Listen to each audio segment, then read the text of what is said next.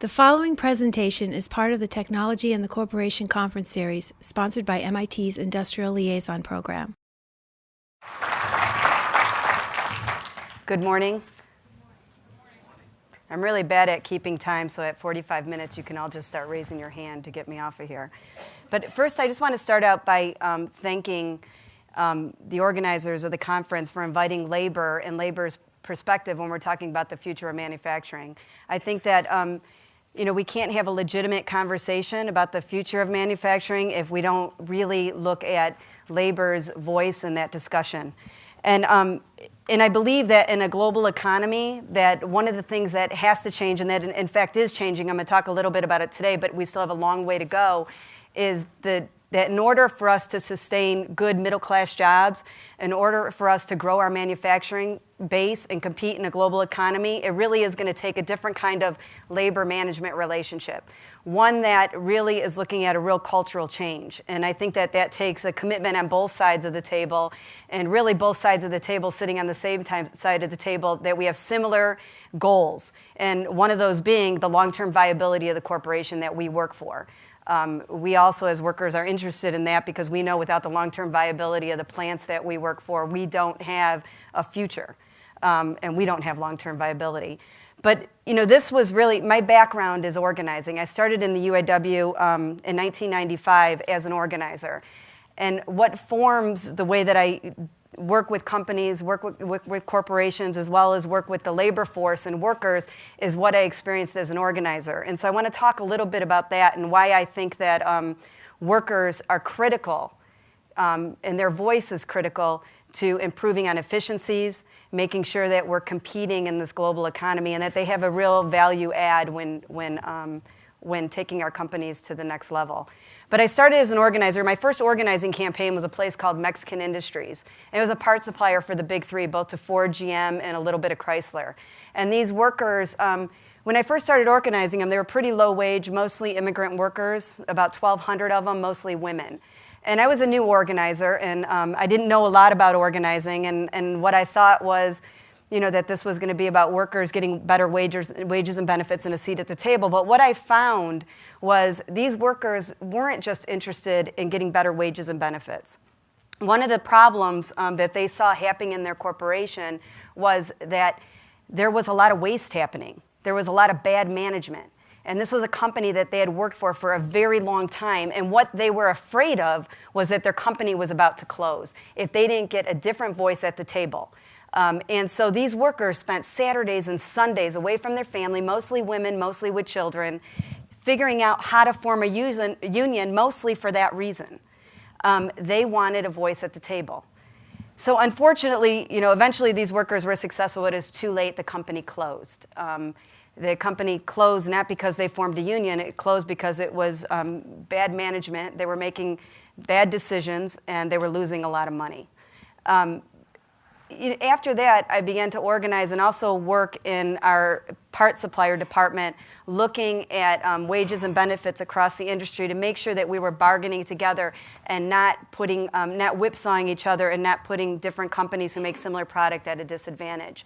And one of the things I met with a lot of workers, we have councils, company councils and component councils in the union. So for example, we meet with all workers from Lear Corporation. They may be in 17 different sites. They come together. We talk about how we're going to work together with the company, and then also at bargaining time.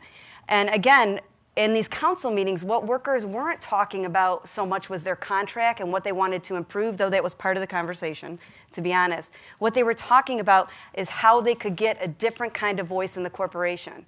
They wanted to know about the business, they wanted to know about the strategies, and they saw waste happening. They saw where there was lack of efficiency. They saw where processes could be done better. They saw where quality was going out the door that was unacceptable. And they wanted a voice in that. And so that began the process of me working with workers and management. How do we change this relationship where workers have a different kind of seat at the table and not just when bargaining happens? And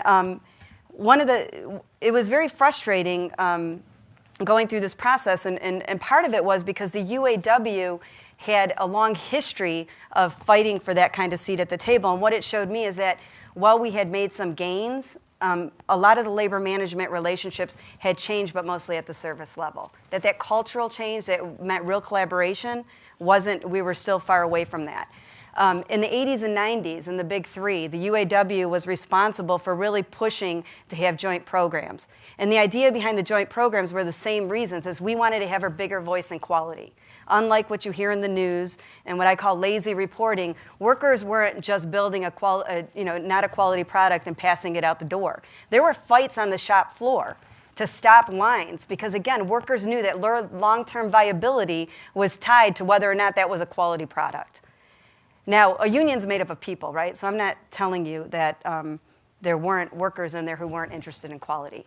I'm not telling you that there weren't workers who maybe sat down on the job. But the fact is, most workers were working every day on the line to make sure that they built the best product. So we negotiated these kinds of joint programs. We were having quality circles. We were starting lean programs. Walter Reuther, who was the president in our union, he was very responsible for building a Black Lake Educational Center where we talked about how we get a bigger voice in plants.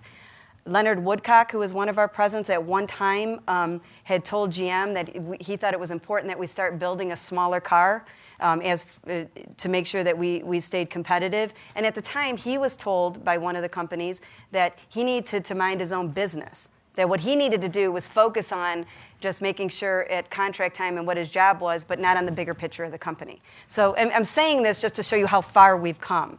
And what was really difficult, knowing how much we've pushed for a different role at the table and a different form of collaboration, was especially during the auto crisis.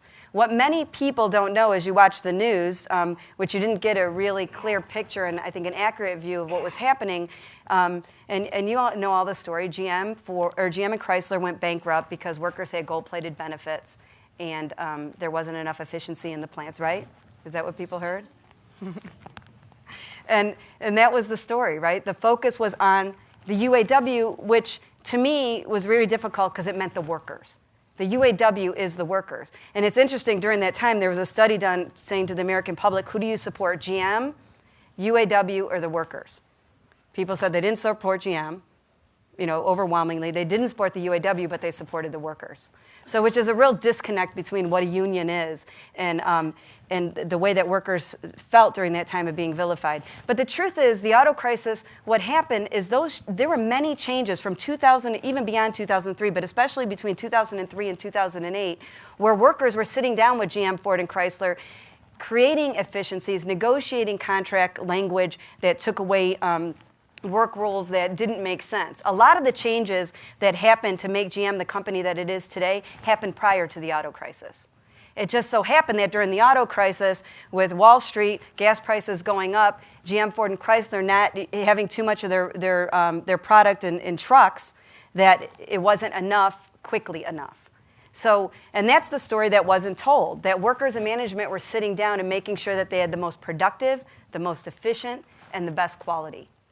They still were in trouble during the auto crisis. In fact, in 2008, the Harbor Report, which is a group of analysts who the OEMs use to judge, to look at and analyze productivity, quality, and efficiency, rated the Jeep plant in Ohio #1 in productivity. It was the most productive plant in the country. But that's not something we heard during the auto crisis. In fact, 4 of the top 10 most productive plants were UAW plants. So I say all this because one is I want everyone to have an accurate view of what workers were doing prior to the auto crisis. I want everyone to have an accurate view of the fact that because of the auto crisis, I think what happened was that we took that labor management relationship to a whole new level. Before, it was still, we were still doing the right things in terms of efficiencies, but what you can't negotiate is cultural change. And I think what the auto crisis did for both management at GM and Chrysler and workers is that it said, we need to go deeper. That we need to get a different kind of relationship where workers are even more involved at the table in terms of knowing what the strategy and the goals are. And today that's happening in GM, that's happening in Ford, and that's happening in Chrysler. Today workers are involved in every aspect of that business. Now, is it perfect? It is not. And I don't know if Diana's here, and she would probably agree. But but what we're doing is, in those imperfections, we're discussing them and we're trying to improve. And so, but where we need to do much more improvement is in the auto supply sector. That's where my assignment lies, is in the auto suppliers that mostly do product for the OEMs. And what many people don't know is that 80% of the car is built outside of the assembly plant. So there's workers out there who are making the doors, who are making the seats, who are making the headliners, and that's not the case with them. What's happening is there's a lot of companies today that want labor management, good labor management relations, right? We all say that. But what's happened is we've reduced it to a very unsophisticated form of labor management. What I see is a lot of companies that have gone to Toyota. They've looked at the Toyota system, and they run back here, and what they want to do is they want to implement those. They want those results. But one of the things that they miss is that if you go to Japan, what you want to focus on is the cultural change, a relationship between management and workers, the real collaboration, the fact that they're looking at workers and not saying you're just part of this machinery, we want you to do a job, is that we want your ideas. We expect your ideas. And it's amazing what can happen to management-labor relationship when that kind of relationship is formed. And that's what we're trying to work on in the supplier industry today, is how do we get that collaboration? How do we become not where we want instant results, but realize that if we change the culture, the way that management and labor deal with each other, results we don't even have to worry about because they will happen. Results will come when workers and management are sitting at the table and really understanding what each other, and together, what it means for the long-term viability of the company.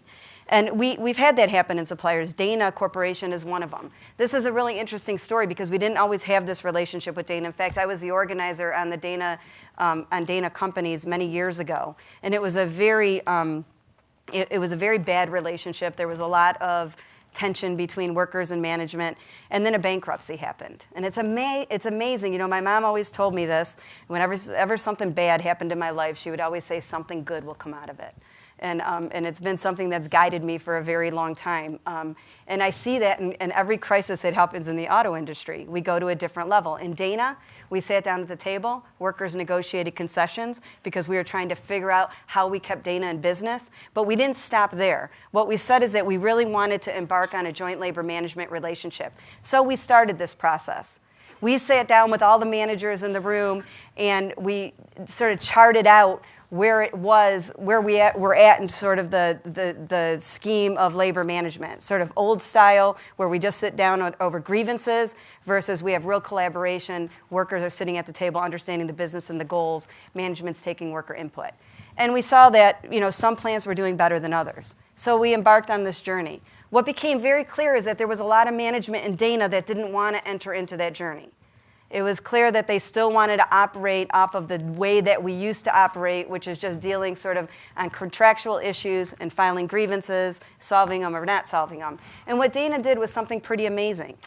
They started to look at that. They ended up getting rid of 50% of their management and replacing them with management that was really interested in a partnership with the union and sitting down at the table with us in a different way. Today, we just got done sitting down, and who would ever have thought this? We sat down and negotiated 17 contracts at the same table, at the same time, and I got to tell you, management was probably a little bit afraid still because we are a union, right? And we got an agreement, and the agreement involved more joint labor management teams. The agreement involved profit sharing for workers, that they were there for the company when the company needed help, and now how are workers going to have more skin in the game when the company improves? And so there's a lot of exciting things happening in Dana today, but it really took a commitment by the workers who had a very horrible experience in the past, but a leap of faith saying we're going to start to trust this relationship, but then management backing that up by saying those that aren't contributing and who aren't on the same, don't have the same vision are going to have to move on. And so today we have a very successful relationship with Dana. Again, we're not at partnership yet, but we sit down at the table and really analyze where we're at and how we get there and how we take it to the next level. And we know that it's not going to happen overnight. We know, so what's our 2-year vision, our 5-year vision, and our 10-year vision? And so But I feel that what's stopping this cultural change from happening is this lack of understanding of unions. I think we have a much, much further to go in terms of the right to organize in this country. One of the things that I see over and over, because I'm still an organizer and I always will be, is that there's a lot of workers that want real democracy on the shop floor, but they're fought every step of the way. I've been organizing for 20 years, and the truth is, it's not a fair system in the United States. Unlike Germany or Japan, where workers have unions, where workers are part of works councils, where they sit down with the corporation and have a strategy together, that's not the case in the United States. There's a fear of unions, and I think that is where we have to change. I think that if we want to rebuild a middle class, if we want to stay competitive, then we have to make sure that there's a level playing field. And not just in wages and benefits, but in terms of collaboration. So I think the next step that we face in this country is, how do we say to workers, you know what, when you punch in, you don't have to punch out of democracy. That if you have a right to organize, we're going to respect that right, and then we're going to sit down and bargain. What management tells workers is that, well, you don't want the union in here because we don't need a third party. And again, it goes back to, there is no third party. Unions are workers. And when you tell workers that you don't want them to organize, what you're really telling them, and you'd be surprised how many workers get this, when they move beyond the fear of plant closings, is what they're really saying is, we don't want you at the table in that kind of way. And if you look at Toyota or Hyundai or Kia in the United States, where they do have more of a collaborative relationship, where they are coming from the cultural change, you'll start to see that when you talk with workers, while that's working, it's not completely working for them. Because when you take democracy out, when you take due process out, when workers still have that fear that if they're really honest, that there could be reprisal, you'd be surprised how much workers hold back. You'd be surprised how many times management comes up to me and says, after I've done a meeting with workers, and workers have told me all the problems, how they feel like they don't have a voice, how they see process improvements that can be made, but no one's listening to them, and management on the other side of the table will say, Cindy, everything's going great. And so we have to get the dishonesty out of the room and sit down, and I really believe that can only happen when you have real democracy in the workplace. And but I have hope. I think that what we're starting to see in conferences like this is that you can't have a legitimate conversation about future manufacturing without workers at the table. That's a respect for working people who have the same goal for the company. And I'm encouraged by this conference, because I think what it shows is that there are those out there, and many people out there, who believe that the UAW, unions, working people, we need partners who believe that if we really want to get to quality, the best quality, if we want to be best in class, then it takes a different kind of labor management relationship. It means that we have to respect the workers' right to organize. It means that workers, we have to see them as necessary to securing the manufacturing base. And I think the challenge for us is how new leaders go out there and engage with their unions and engage with their workers.